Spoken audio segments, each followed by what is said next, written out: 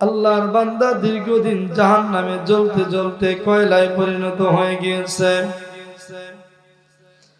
এই লোকটা একদিন আল্লাহ তাআলাকে কান্নাকাটি করে ডাকতে বলতেছেন, আল্লাহ, জাহান্নামের আগুন তো সহ্য করতে পারি না গো মাওলা, মেহেরবানি করে তুমি আমাকে জাহান্নাম থেকে মুক্তি দিয়া দাও।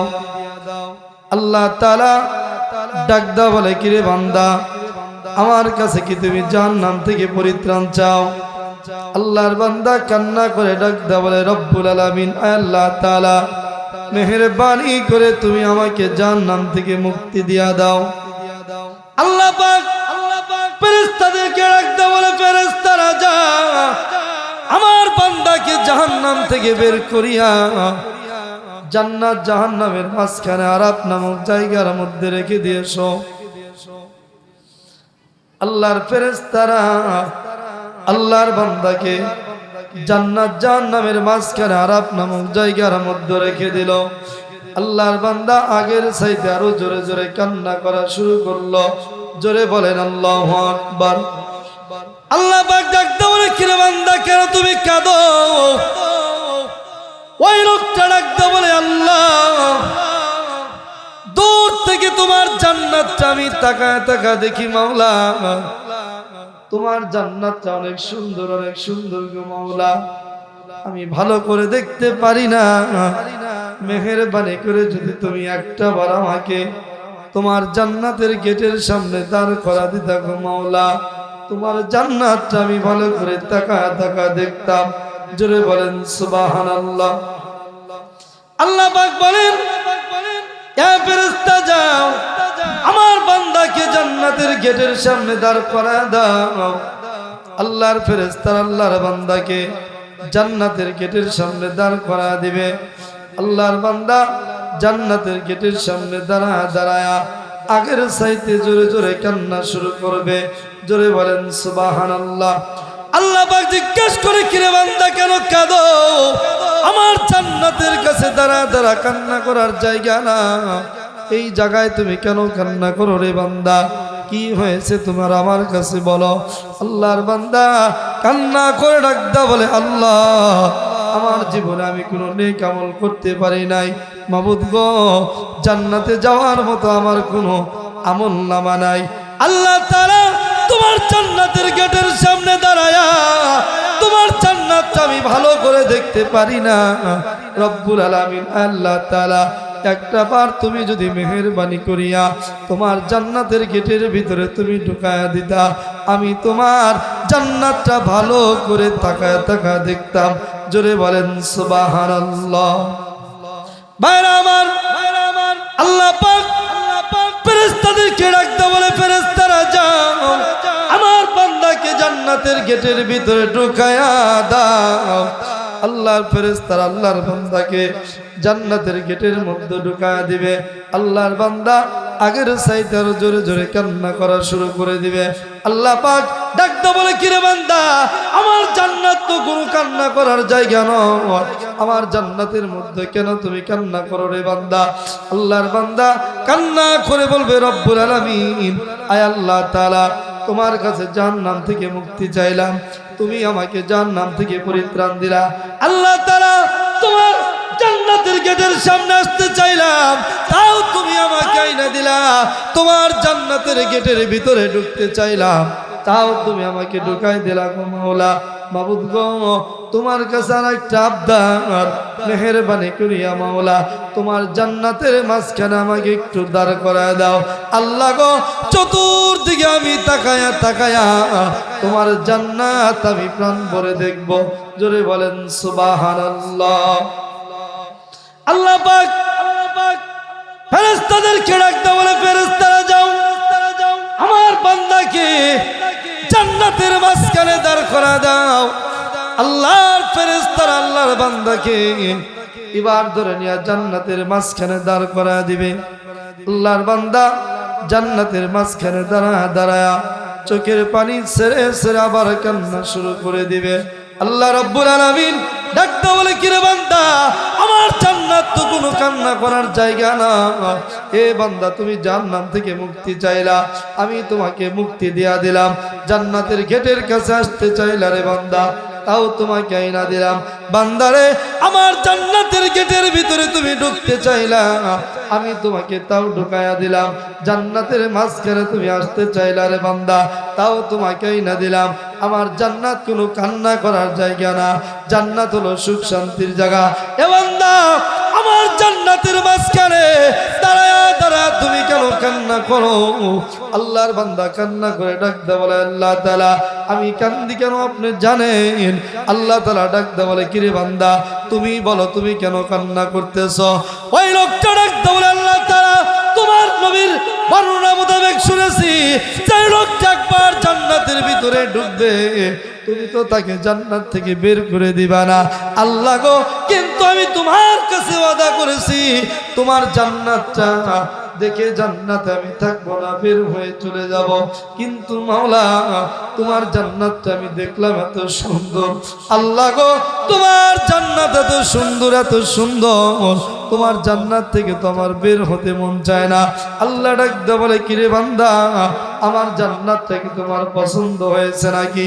ওই লোকটা ডাক দে বলবে, রব্বুল আলামিন আল্লাহ তাআলা তোমার জান্নাত এত সুন্দর, এত সুন্দর, তোমার জান্নাত থেকে তো আমার বের হতে মন চায় না। আল্লাহ রব্বুল আলামিন ডাক দে বলে, বান্দা আর তুমি কান্দো না, তুমি কান্দো না। যখন তোমাকে জাহান্নাম থেকে মুক্তি দিয়েছি রে বান্দা, তুমি জানো না এই যে বিশাল জান্নাত তুমি দেখো, এই জান্নাতের মালিক আজকে তোমাকে বানায়া দিলাম। ভাইরা আমার, জান্নাত চাই কিন্তু নামাজ পড়ে না। মসজিদের ইমাম সাহেব যদি ডাকতে বলে, ভাই আজান হয়েছে চলেন মসজিদে যাই নামাজ আদায় করি, কয় হুজুর চলে যান আমার কাপড়টা ঠিক নাই। জোরে বলেন, এরকম বলা হয় কি হয় না? ভাইরা আমার, আজান কানে শুনিয়া কেমনে তাকো ঘুমায়া, আজান কানে শুনিয়া কেমনে তাকো ঘুমায়া, নামাজের কথা কি তোমার একটু মনে পড়ে না? চিন্তা করে দেখো না কবরে কি যাইবা না, চিন্তা করে দেখো না কবরে কি যাইবা না। যেই কবরে আল্লাহ সারা বন্ধু কেহ থাকবে না, যেই কবরে আল্লাহ সারা বন্ধু কেহ থাকবে না, চিন্তা করে দেখো না কবরে কি যাইবা না, চিন্তা করে দেখো না কবরে কি যাইবা না। এ দুনিয়া সারিয়া কোথায় যাই বাবা গিয়া, এ দুনিয়া সারিয়া কোথায় যাই বাবা গিয়া, মরণ তোমায় লইবে গিরি যতই করো বাহানা, মরণ তোমায় লইবে গিরি যতই করো বাহানা। চিন্তা করে দেখো না কবরে কি যাইবা না, চিন্তা করে দেখো না কবরে কি যাইবা না। যেই কবরে আল্লাহ সারা বন্ধু কেহ থাকবে না, যেই কবরে আল্লাহ সারা বন্ধু কেহ থাকবে না, চিন্তা করে দেখো না কবরে কি যাইবা না, চিন্তা করে দেখো না কবরে কি যাইবা না। এ দুনিয়া সবই পর কবর যত রাসূল ঘর, এ দুনিয়া সবই পর কবর যত রাসূল ঘর, এমন জায়গা থাকবি পরে শুধুই মাটির বিছানা, এমন জায়গা থাকবি পরে শুধুই মাটির বিছানা। চিন্তা করে দেখো না কবরে কি যাইবা না, চিন্তা করে দেখো না কবরে কি যাইবা না। যেই কবরে আল্লাহ সারা বন্ধু কেহ থাকবে না, যেই কবরে আল্লাহ সারা বন্ধু কেহ থাকবে না, চিন্তা করে দেখো না কবরে কি যাইবা না, চিন্তা করে দেখো না কবরে কি যাইবা না। অবশেষের ঠিকানা শুধুই মাটির বিছানা। ঠিক না বে ঠিক পায় মত কাসিন কুল্লু নাসিন শারবু, কবর বাইতিন কুল্লু নাসিন দাখিলো। আজ দুনিয়া কে আজ দুনিয়া জুদাবাস, বাহার ক্যারে কে বাসি বা খুদাবাস। इस दुनिया अज खुदा गाफिल गुदाम, एक माशो नुकुरहो पर जिंदोजान, आबो दरकश तिहाला के कश्तियाज, आबो अंदर जीर कश्ती पुश्तियाज। जोरे बोलें अल्लाहु अकबर। আমি পাপী কেমনে থাকব কবরে, সাথী নাই রে বাতি নাই রে মাওলা ওই ঘরে, সাথী নাই রে বাতি নাই রে মাওলা ওই ঘরে। খবর হইল ছোট একটা মাটির ঘর, খবর হইল ছোট্ট একটা মাটির ঘর, ওই কবরে তাকতে হইবে জীবনভর। বলুন ওই কবরে তাকতে হইবে জীবনভর।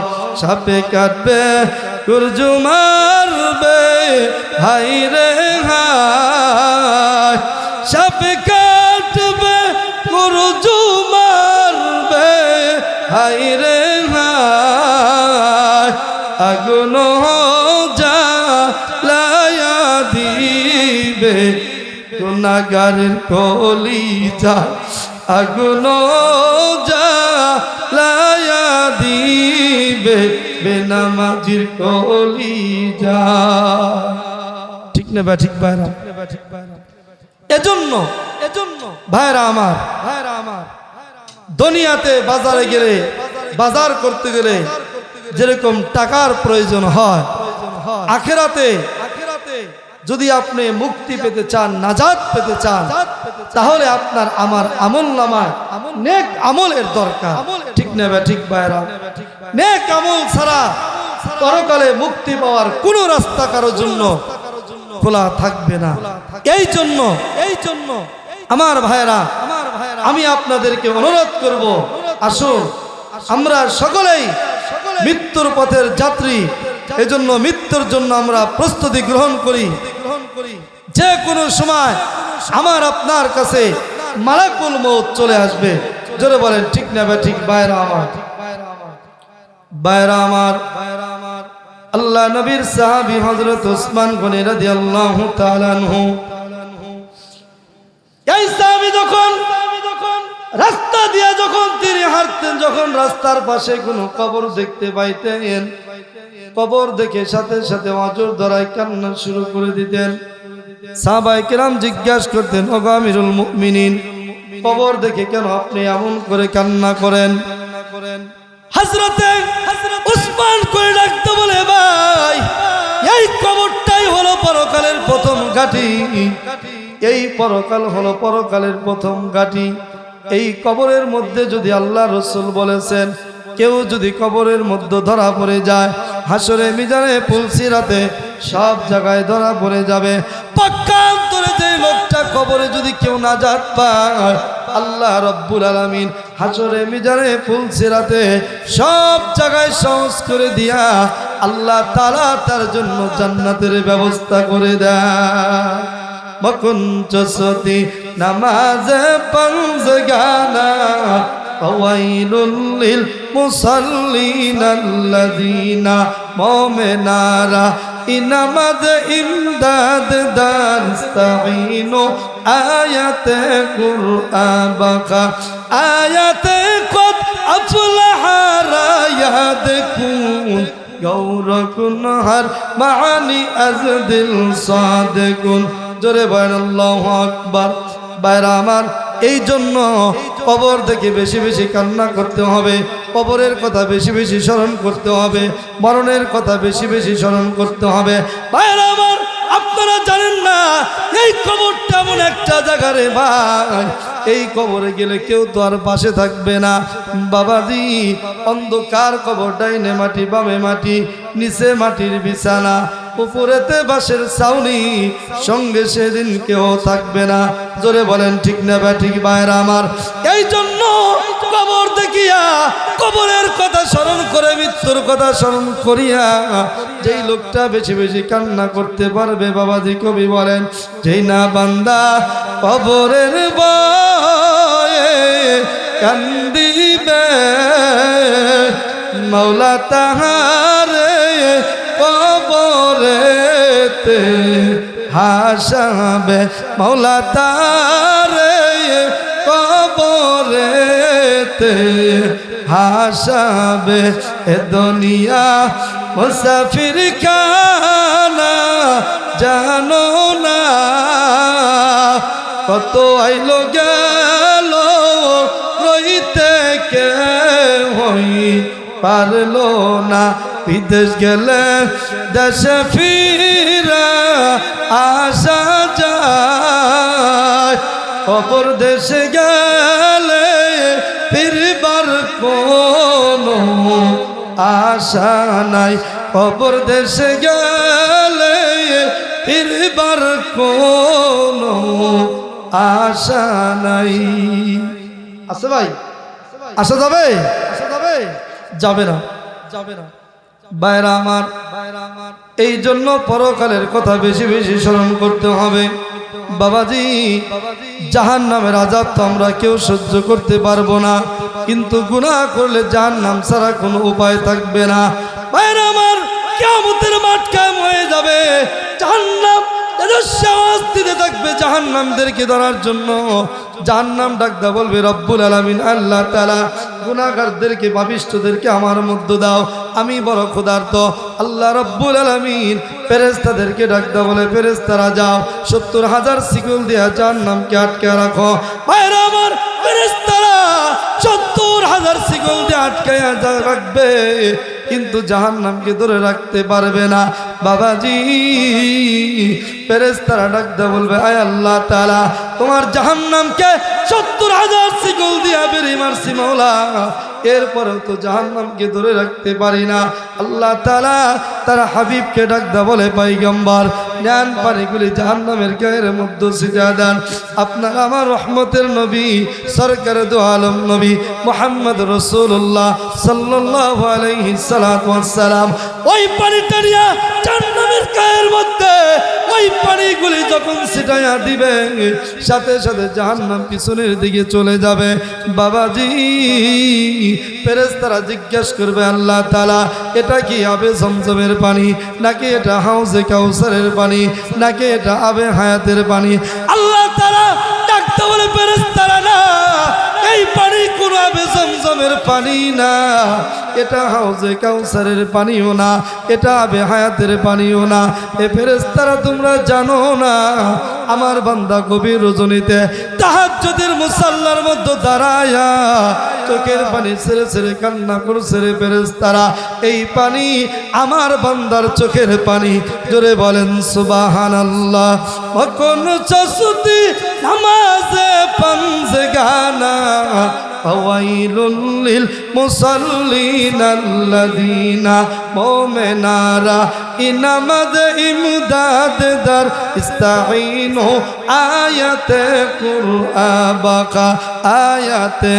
কদ আফলাহারা ইয়াদকুন কৌরকুন হার মানি আজদিল সাদিকুন আল্লাহু আকবার ভাইরা আমার জাহান্নাম থেকে যদি মুক্তি পেতে হয় তাহলে আপনাকে আমাকে আল্লাহর কাছে বেশি বেশি কান্না করতে হবে জোরে বলেন ঠিক নেবে ভাইরা আমার রাসূল করিম সাল্লাল্লাহু আলাইহি সাল্লাম প্রত্যেক রাত্রে গভীর রজনীতে নামাজের মুসাল্লায় দাঁড়ায় থাকতেন দিনের নবী নামাজ পড়তে পড়তে আল্লাহ নবীজির দুইটা পা মোবারক ফুলে যাইতো আম্মা জান আয়েশা ডাকদা বলছেন ইয়া রাসূলুল্লাহ নবী গো আল্লাহ তাআলা তো আপনার জীবনের আগে পরের গুনাহগুলি maaf করেছেন তাহলে কেন আপনি এমন করে কান্না করতে আছেন দিনের নবী ডাকতে বলে আয়েশা